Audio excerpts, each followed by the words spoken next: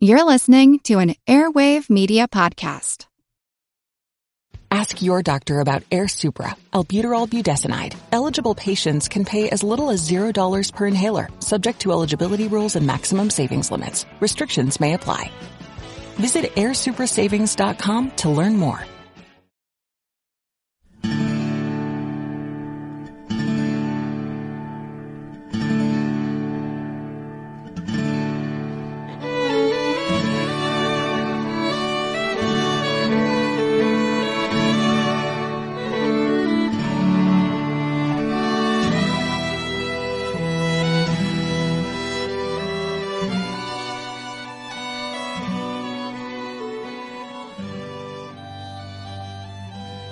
Hey everyone, thanks for tuning in to episode 244 of our Civil War podcast. I'm Rich. And I'm Tracy. Hello y'all, welcome to the podcast. We're back. We're back, and in our new place. Yesterday we recorded a members episode, so that was actually the first show we did here in our new place. And some of you may remember that when we started the podcast, so long ago now, we were recording in our kitchen, but we moved to the dining room table at our last place, and we're still recording at the dining room table here. Our very fancy recording studio. We just set the laptop up on the table, and away we go. Anyway, we wanted to say thanks for your patience as we took the last couple of weeks off from the podcast to get ready to move and then to actually move last weekend. And all the while in the backs of our minds, we knew all of you were waiting for us to come back and finish up the Battle of Stones River. Oh, well, we've kept you waiting long enough, so let's get back to it. As you guys will recall, when we left off last time, the Confederate attack was continuing to roll forward, attempting to snap shut the jackknife that was the Federal line and trap the Yankees against Stones River. But Rosecrans, the Union Army commander, had used his brigade of regulars to buy the time he needed to stabilize his new line along the Nashville Pike. Rosecrans essentially traded the regulars' lives for the necessary time, and in 45 minutes of ferocious combat in the cedars south of the Pike, the 4 United States infantry regiments suffered a casualty rate of almost 45%. But as we said last time, the regular sacrifice wasn't in vain, because they had bought enough time for Rosecrans to set his army in position along the Nashville Pike. The Army of the Cumberland now stood in line running half a mile from Stones River to the Pike and along the road for a mile and a half. Artillery along the rise between the railroad and the Pike commanded virtually the entire position. Union infantrymen were atop the knoll and along the railroad embankment, or took position in the sunken roadbed and used it as a natural trench. But behind the Pike and railroad flowed Stones River, and that meant the jackknife was almost closed, and that meant there could be no more retreat for the Federals. And so as the last day of 1862 slipped from morning into afternoon, the Confederates, knowing they were close, so very close to victory, now sought to smash this final enemy position and win the battle.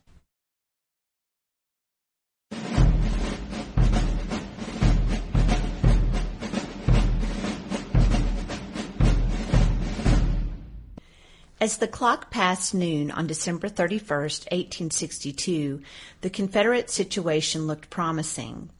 Confederate Commander Braxton Bragg's plan for the battle had worked well enough so far, so that the Federals had been shoved back over 3 miles, and the attacking rebel troops now stood within a few hundred yards of cutting the Nashville Pike. McCown's and Claiborne's divisions continued to press ahead toward the Pike, while to their right, Polk's forces had dislodged almost all of the Federal troops in that sector from their original positions. But all was not well in the Army of Tennessee's ranks, and several factors now combined to blunt the Confederate momentum. The truth was, Bragg's attack was losing steam. On the rebel left, the units from Hardee's Corps spearheading the assault had been marching and fighting for 6 hours with scarcely a break. Among the post-battle reports from Hardee's commanders, words like jaded and tired can be found, describing the condition of the Confederate troops as they approached their goal, the Nashville Pike. Exhaustion was not the only thing taking a toll on the rebel infantrymen. They'd advanced so far that they'd left their artillery behind, and in many units the men's cartridge boxes were almost empty. In addition, the broken terrain had jumbled up their formations, causing units to intermix and slalom across the battlefield. Officer casualties further contributed to the loss of combat effectiveness in the units of both Hardee's and Polk's commands. Bragg could be proud of his Army's accomplishments up to this point, but his attack was running out of steam. Hardee later speculated that, quote, if at the moment when the enemy was driven from the Cedars, a fresh division could have replaced Cleburne's troops and followed up the victory, the rout of Rosecrans' army would have been complete. Fresh Confederate troops were available in the form of Breckinridge's 6,000 men on the other side of Stones River. However, in contrast to Rosecrans' active, hands-on participation in the battle, Braxton Bragg passively remained in the rear and left tactical direction of the fighting to Polk and Hardee. And so it can be argued that once the battle started, Bragg's key task was to monitor the situation and decide the best use of Breckinridge's division. Bragg could hold Breckinridge's division in place, or he could send it across the river to reinforce Polk or Hardee, or Bragg could use it to attack McFadden's Ford at the northern end of the Union line. Breckinridge himself had a responsibility to assess the situation on his sector of the field and give Bragg the necessary information to make the best choice. Ultimately, the failure to use Breckinridge's division to best advantage on December 31st would cost Bragg the battle. That morning, Breckinridge had some cavalry scouting to his front, and the Confederate horsemen detected the initial movement of Van Cleve's Federals across Stones River. However, as y'all will recall, when Rosecrans realized his right was in serious trouble, he'd ordered Van Cleve's troops to pull back to the Federal side of the river. The rebel cavalry, though, missed this withdrawal, and so at shortly after 10 o'clock that morning, Breckinridge was erroneously reporting to Bragg that, quote, the enemy are undoubtedly advancing upon me. Bragg had ordered an advance toward McFadden's Ford, but Breckinridge's report caused him to quickly countermand that order, and instead he asked Breckinridge to send 2 brigades across Stones River to Hardee to keep up Hardee's momentum.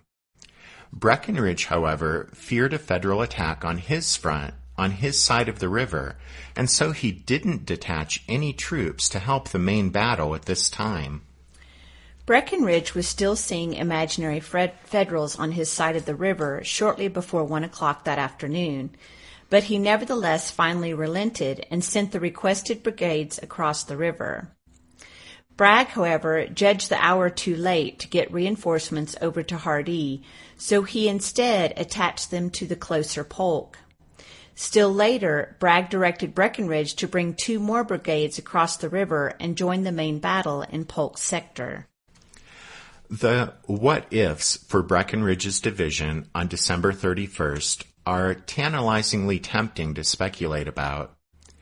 If the Confederate cavalry had scouted better, they would have detected the Federal withdrawal back across the river, and the rebel infantry could have moved earlier to reinforce Hardee or Polk. A bolder option would have been for Bragg to press the attack against the Yankees at McFadden's Ford.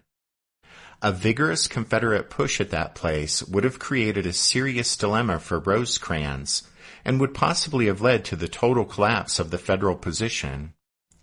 Even without actually defeating the Yankees at the Ford, a determined Confederate assault there would have forced Rosecrans to divert troops to his threatened left during the critical mid-morning hours, possibly fatally weakening the main Federal line in the Cedars and along the Pike during that time. But we aren't talking about Robert E. Lee and Stonewall Jackson here. And such boldness and audacity wasn't in Bragg's or Breckinridge's nature that last day of 1862. And so instead, Breckinridge's men went into action late and against the wrong place.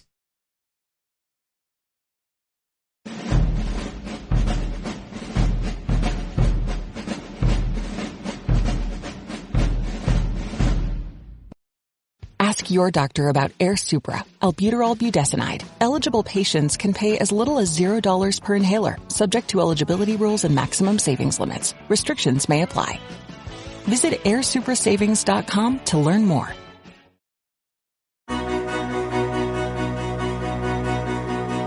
History never says goodbye. It just says, see you later. Edward Galeano was right when he said that.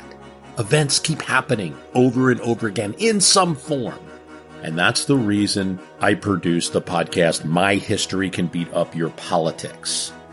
What is it? We take stories of history and apply them to the events of today to help you, perhaps, understand them better. We are also part of Airwave Media Network. I've been doing the program since 2006. That's a long time, and the show has a long name. My History Can Beat Up Your Politics. Find me wherever you get podcasts.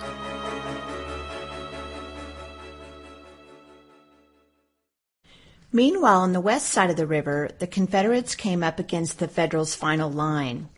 In the center, Alexander Stewart's command reached the northern edge of the Cedars after mauling the U.S. regulars there and forcing them to withdraw from the woods, as we talked about at the top of the episode. Federal artillery immediately opened up on the Confederate infantry.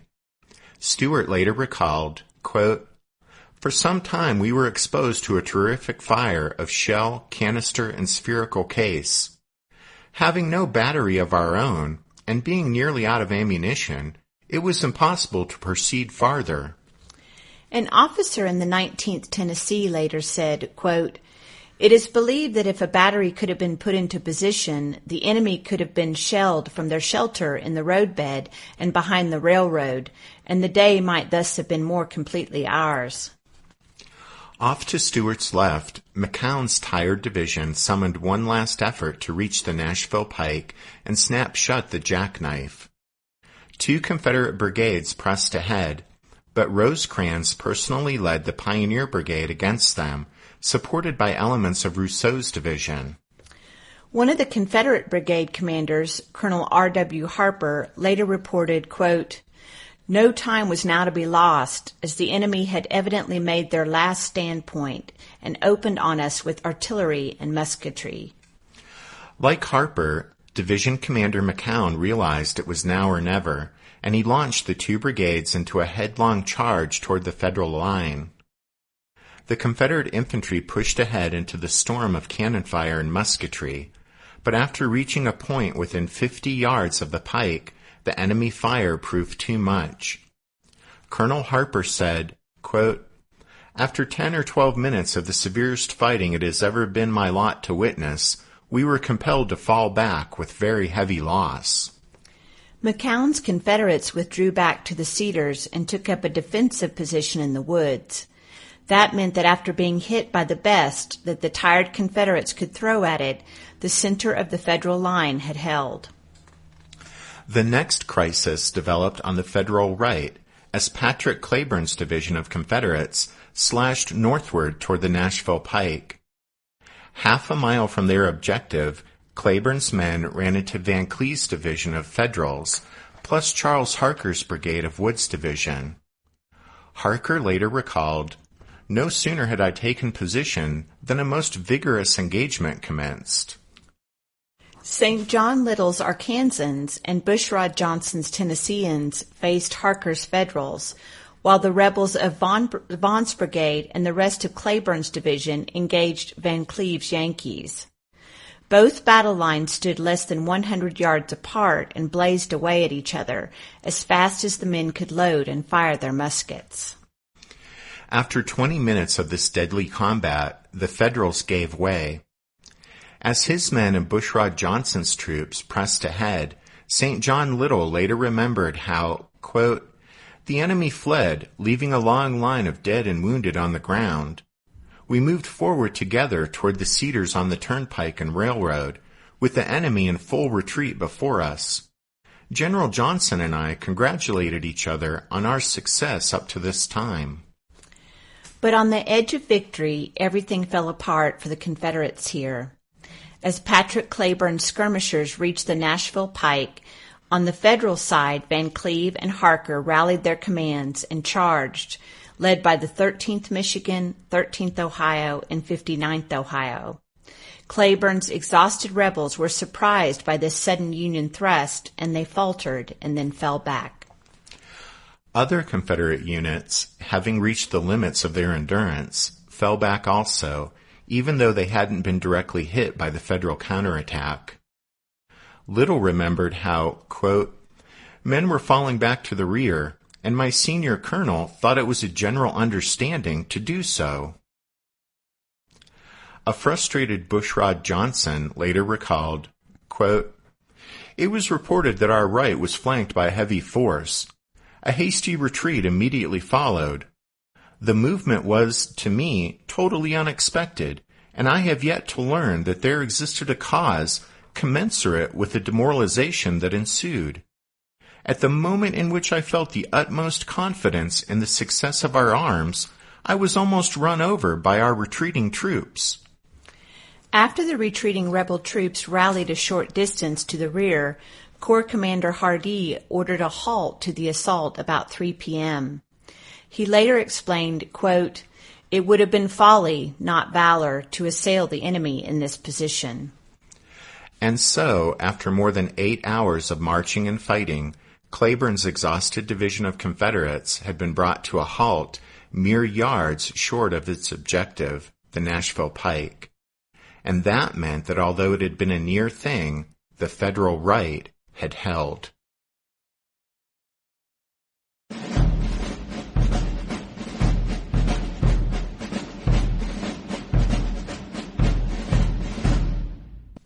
With the Confederate efforts against the Union center and right having spent themselves, the battle's focus now shifted to the Federal left, which was the only part of Rosecrans' line still in its original location.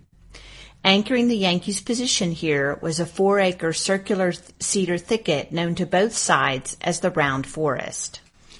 The wood itself was on a slight elevation, and the rebels would be forced to approach it across a flat stretch of open ground. A single structure, a small house near the forest, owned by the Cowan family, offered the only protection to the advancing Confederate troops. Although the rebel attacks elsewhere on the battlefield had failed, if the Round Forest fell, the entire Federal position would be flanked and unravel. This sector of the Union line was held by Palmer's division of 3 brigades, led by Cruft, Hazen, and Gross, Wood's division with Haskell's and Wagner's brigades, and other scratch elements of the Army of the Cumberland. Artillery bolstered the Union position, and Phil Sheridan's division, now restocked with ammunition, also received orders to assist in the defense of the Round Forest. That morning, Chalmers' Mississippi Brigade had tested the Union position here and been roughly handled by the Federal defenders. At noon, Daniel Donelson's Tennesseans had launched an attack here, but the Cowan house broke the brigade formation, with the 16th Tennessee angling past the house to the right while the other rebel troops went to the left. Nevertheless, Donelson's men, with assistance from Stuart's troops to their left, managed to dislodge most of Palmer's division of Federals, forcing back the brigades of Gross and Cruft to the Nashville Pike. But the Confederates, savaged by the Union cannon fire and musketry, were unable to secure their gains, and after more than an hour of this punishment, Donelson's Tennesseans fell back. Now, though, only the Federal brigades of Hazen, Wagner, and Haskell occupied the original Union position. Hazen's men held the Round Forest itself, with Wagner's troops posted to the left, supported by Haskell's command. During a short lull in the action, Rosecrans shifted Sheridan's men to assist Hazen, while Wood put Haskell's troops right up into the front line on either side of the Round Forest. While the Federals shuffled troops about to strengthen their position, on the Confederate side, the first two of Breckinridge's brigades, under Daniel Adams and John K. Jackson, crossed the river and reported to Corps Commander Polk at about 1:30. The bishop-turned-general decided to use them, as he later explained, quote, to drive the enemy's left, and especially to dislodge him from his position in the Round Forest. Unfortunately, the opportune moment for putting in these detachments had passed. End quote. Well, Polk must have made that admission with the benefit of 20/20 hindsight, because at the time, even though the opportune moment had passed, he decided to go ahead and proceed with the plan. Bragg was observing all of this from the rear and could have countermanded these attack orders, but he took no action to stop it. Leonidas Polk compounded his error by committing the units piecemeal against the Round Forest. Instead of attacking with both brigades simultaneously or waiting for the rest of Breckinridge's force, which was due to arrive on the scene in an hour, Polk threw the men forward as quickly as they deployed. First in were the Louisianians and Alabamians of Adams's just-arrived brigade. As Adams' men advanced with flags flying, the Cowan House forced to shift to their right, which pushed their attack directly against Hazen's and Wagner's Yankees. The defenders greeted the Confederate attackers with a, quote, terrible fire, end quote, according to Adams. His men halted and exchanged volleys with the Federals, and this lasted until a flanking Union force threatened to cut off the rebel brigade. Adams said, finding that I was overpowered in numbers, I had reluctantly to give the order to fall back. The hard-pressed Confederates fled in disorder, having attempted what Adams said was, quote, more than any brigade could accomplish, and full work for a division well directed. Adams himself fell wounded and commanded the brigade passed to Colonel Randall Gibson. As Adams' regiments fought on, the men of Jackson's just-arrived brigade advanced to the left of the Cowan House. As the rebels moved forward, a Federal soldier in Hazen's brigade said simply, a most destructive fire was opened upon them. The 73rd Illinois and 2nd Missouri of Sheridan's division came to help, losing Colonel Frederick Schaefer in the process. Schaefer was the third of Sheridan's brigade commanders to die that day. Meanwhile, on the Confederate side, Jackson struggled to push forward. He said, twice I ordered a charge upon the enemy's strong position, but for want of support from others and the smallness of my own numbers, was forced to take the cover of a thick cedar wood. By 3 o'clock that winter's afternoon, both Confederate brigades had been bloodily repulsed and had fallen back, leaving 1/3 of their men as casualties on the field. The sad price paid for Polk's inept handling of this attack.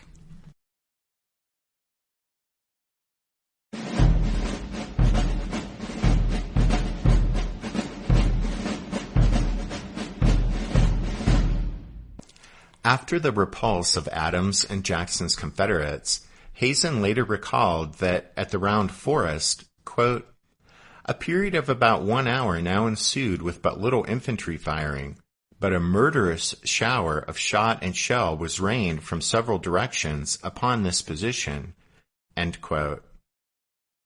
In fact, shell bursts in the tops of the cedars sprayed wooden splinters as deadly as shrapnel down upon the Federal soldiers defending the Round Forest. During this time, Rosecrans toured the line with Haskell, encouraging the men and directing the placement of reinforcements. Over on the Confederate side, Breckinridge arrived and reported to Polk with the brigades of William Preston and Murfreesboro resident and former mayor Joseph B. Palmer. Polk ordered them to form up for yet another attack against the Round Forest, and as soon as the troops were in position, he sent them forward against the Yankee defenders. Hazen later recalled the spectacle of Breckinridge's advance, saying, quote, "At about 4 p.m. the enemy again advanced upon my front in 2 lines. The battle had hushed, and the dreadful splendor of this advance can only be conceived, as all description must fall vastly short." The advance of Preston's and Palmer's brigades may have been grand, but that didn't stop Federal artillery and musket fire from tearing into the Confederate ranks, making a noise so intense that men from both sides picked cotton from the field to plug their ears against the enormous racket. Palmer later wrote, "The several regiments of my brigade moved gallantly and steadily forward in this charge, although exposed to a terrible fire." The high command of the Army of the Cumberland, Rosecrans, George Thomas, McCook, Crittenden, and their staffs, watched this action from the vantage point of the knoll and were in full view of troops on both sides. Confederate shell fire soon began to fall amongst this conspicuous assembly of mounted men, and Thomas and McCook decided that, in this instance, discretion was the better part of valor, and they found somewhere else to be. Rosecrans, though, seemed oblivious to the danger. Then, when he judged that Hazen might need help, he spurred his horse toward the Round Forest, with his staff following. Suddenly, a shell whistled past Rosecrans' head and decapitated his close friend and chief of staff, Lieutenant Colonel Julius Garrichet. In a gruesome display, Garrichet's headless body continued on horseback for another 20 or so feet before falling to the ground. Sheridan recalled that this horrible death, quote, "stunned us all, and a momentary expression of horror spread over Rosecrans' face. But at such a time the importance of self-control was vital, and he pursued his course with an appearance of indifference." End quote. The Confederate attack faltered about the same time that Rosecrans reached the Round Forest. Breckinridge's men fell back in confusion in the face of the intense Federal defensive fire, and the onset of darkness on this New Year's Eve finally brought an end to the day's fighting. Like their comrades in the center and on the right of the Union line, the Federal defenders of the Round Forest had held on and defeated the Confederate attacks thrown at them. And although the curtain came down on 1862 that night at midnight, the Battle of Stones River was not yet over, but would continue into 1863. And so will our story. That will have to wait for the next show, though. Since we didn't end up closing out Stones River before we moved, but are finishing things up here on this side of our move, we didn't think we needed to be in a big hurry now to wrap things up with this episode. So we'll continue with the story of the Battle of Stones River, including the charge of the Orphan Brigade, with next week's show.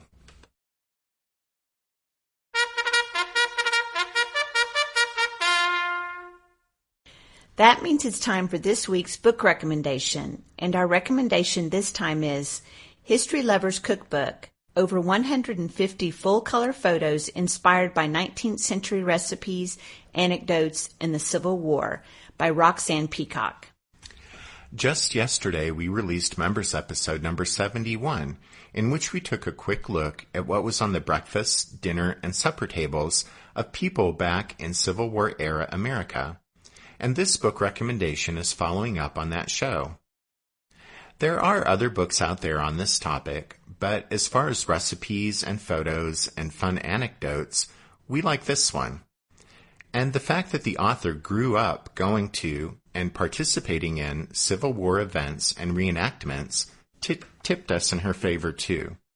So that's History Lover's Cookbook, over 150 full-color photos inspired by 19th century recipes, anecdotes, and the Civil War, by Roxanne Peacock. Don't forget you can find all of our book recommendations at the podcast website, which is www.civilwarpodcast.org.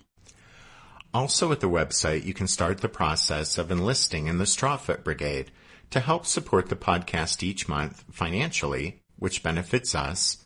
And for you, you get access to all those members episodes that we've done. Over 70 of them now. At any rate, we want to thank the newest members of the Strawfoot Brigade, Robert, Eric, James, Tom, and Scott. Thanks, guys. And as we wrap up this show, we wanted to remind you that the lovely music you hear at the beginning and end of every episode is from the song Midnight on the Water, and we use it with the kind permission of Spiritwood Music. Thanks for listening to this episode of The Civil War, 1861 to 1865, a history podcast. Rich and I do hope you'll join us again next time when we'll continue with the story of the Battle of Stones River. But until then, take care. Thanks, everyone. Bye.